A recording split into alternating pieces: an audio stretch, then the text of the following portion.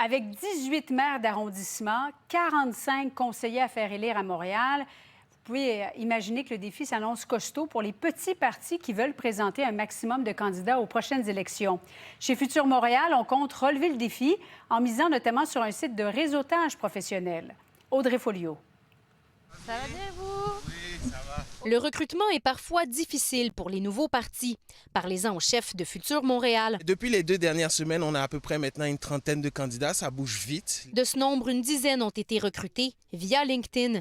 Le parti affiche carrément une offre d'emploi sur le réseau social. Ça nous permet de voir le CV et le parcours de la personne et de voir, cette personne, elle serait bien à gérer tel enjeu. L'objectif avoué, professionnaliser la gestion municipale. On pense que le fait d'être élu, c'est pas juste être devant des projecteurs, là. C'est aussi analyser des politiques, c'est aussi mettre en place des règlements qui changent la vie des citoyennes et des citoyens. Justin Cauzel sera le candidat du parti au poste de conseiller dans la Chine-Saint-Pierre. L'entrepreneur a échangé avec l'équipe dans les derniers mois, mais a fini par postuler sur LinkedIn. Il y a une réalité de lancer un nouveau parti à Montréal. C'est quelque chose de vraiment excitant pour moi.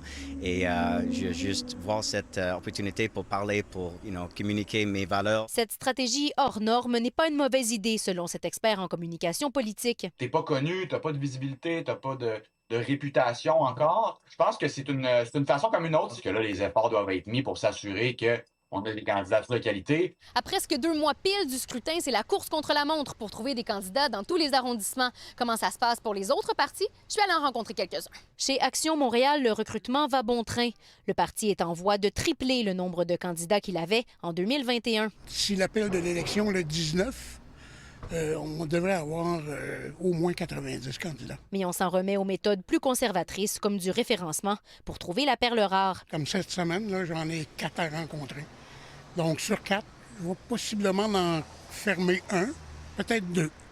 Mais c'est pas tout le monde qui veut faire de la politique. Puis il y a comme un désengagement au niveau de la population. Même chose pour un autre parti récent, Transition Montréal. L'actuel conseiller municipal indépendant Craig Sauvé cherche des candidats de terrain pour compléter son équipe. Je suis allé vers les gens, les leaders communautaires que je connaissais, qui étaient pertinents dans leur quartier, qui connaissaient leur quartier, pour les proposer une candidature ou pour qu'ils puissent me référer des bonnes candidatures. Et je pense que c'est la meilleure façon à fonctionner parce que là, on va trouver les gens qui sont déjà qualifiés. Les différents partis sont conscients qu'il sera difficile de trouver 103 candidats en vue de l'élection, mais préfèrent miser sur la qualité plutôt que la quantité. Audrey Folliot, TVA Nouvelles, Montréal.